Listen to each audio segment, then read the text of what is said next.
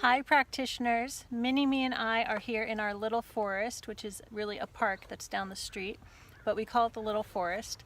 And I'm here because I have spied plantain and we're going to do some foraging. Is that right? Okay, so here we have plantain. I'm hoping you guys can see this, just to give you a view of where we are. So we're in what I call the little forest. There's trees around. And there's actually a creek down there. There is some water. It's just got a lot of plant debris on it. It's a little bridge. So the little creek goes through this park.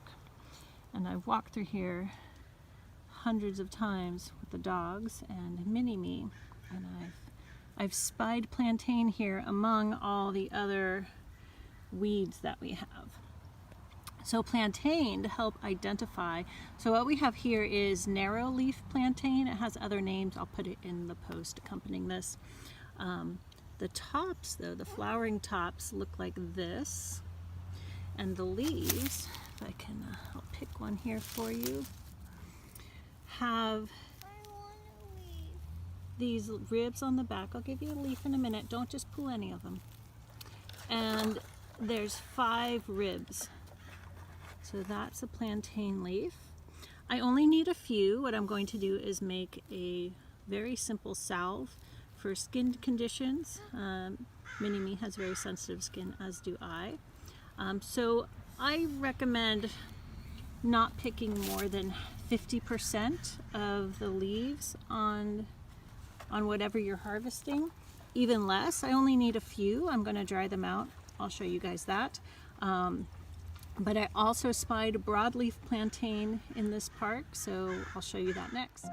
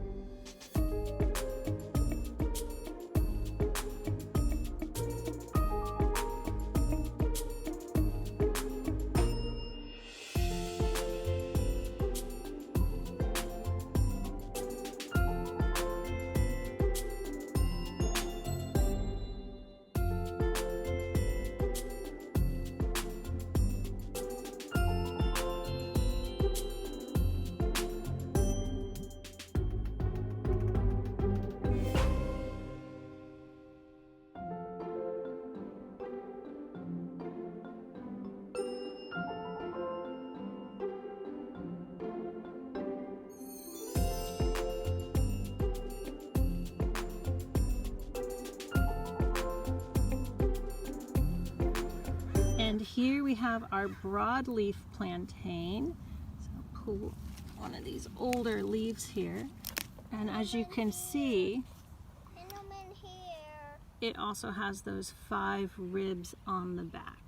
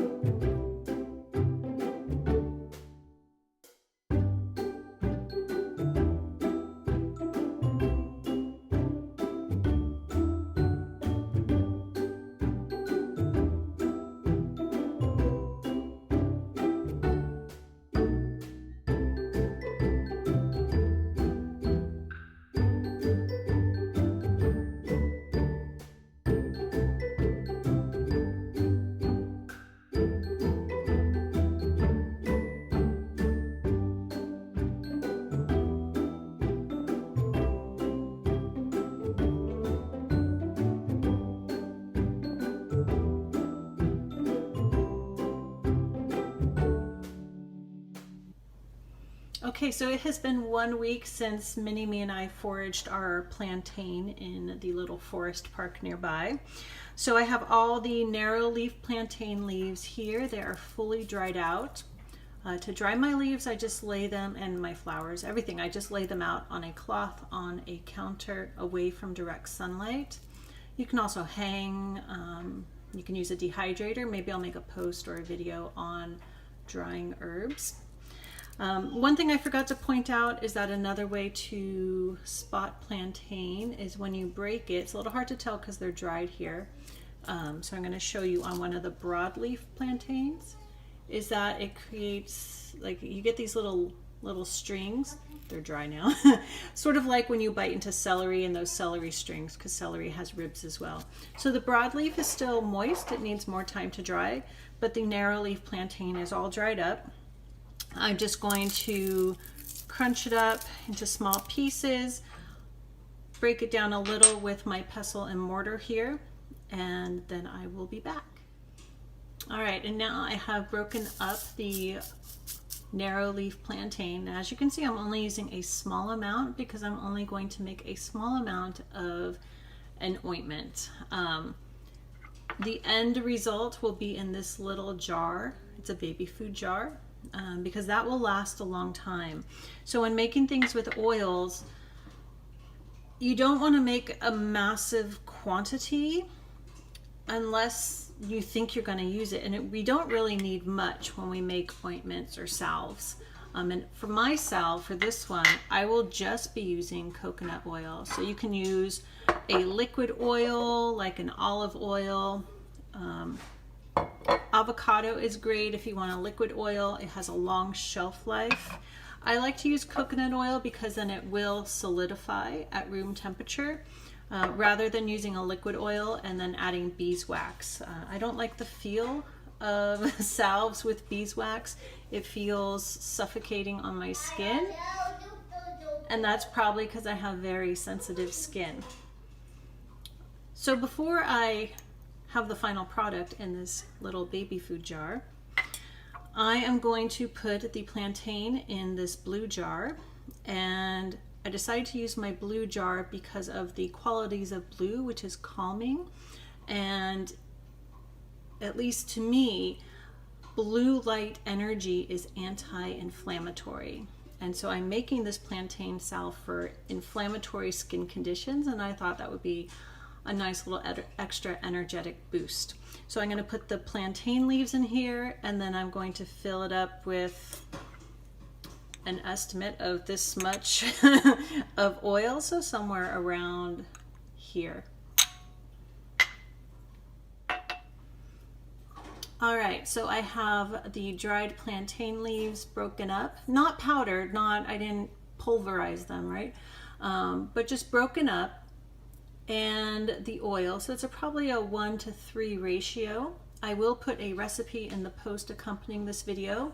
But you may know or have noticed or will notice that I almost never follow a recipe exactly. I always have to modify it, but I'll give those who need a clear-cut recipe a recipe in the post. Now there are two ways to infuse the herbs in oil. One is cooking it on the stovetop. What I'm going to do is put it out in the sun for, well, it depends on how warm the day is, 4 to 8 hours. Today I'll probably put it out for about 4 to 6 hours, depending on how warm it gets. And I'm in central Southern California, so it gets pretty warm here. So that is my infusion method. Now this is a healing salve, but you can also infuse magical energy into it. So besides using the blue glass for the blue light bringing in anti-inflammatory calming energies, and this is a salve for treating inflammatory skin conditions, bug bites, stings, etc. You can, before you heat it up, hold it in your hands, say a prayer, put your intention into it. You can even write an intention, a prayer, may this bring healing to me and all who use it.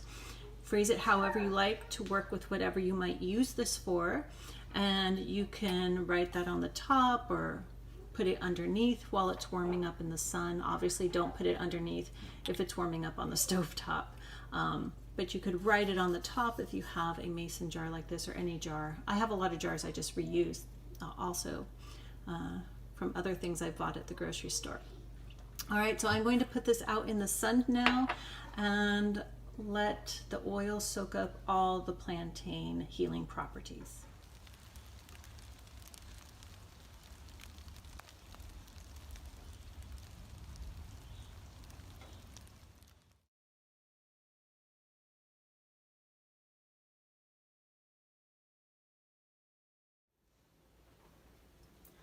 Once your oil is done infusing, or your herbs are done infusing in the oil, you then want to strain it out.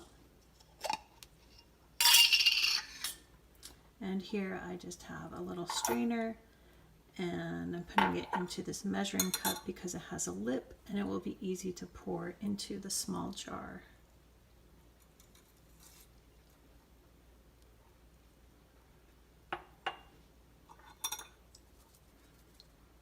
And you can always push down the herbs and get all that oil out. You can see there's a bit more coming out.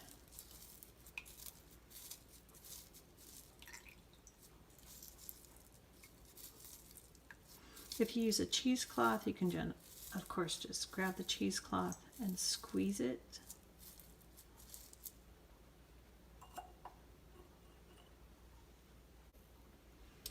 And then taking my little jar and pouring it in. And because this is coconut oil, it will solidify and make a nice little ointment or salve.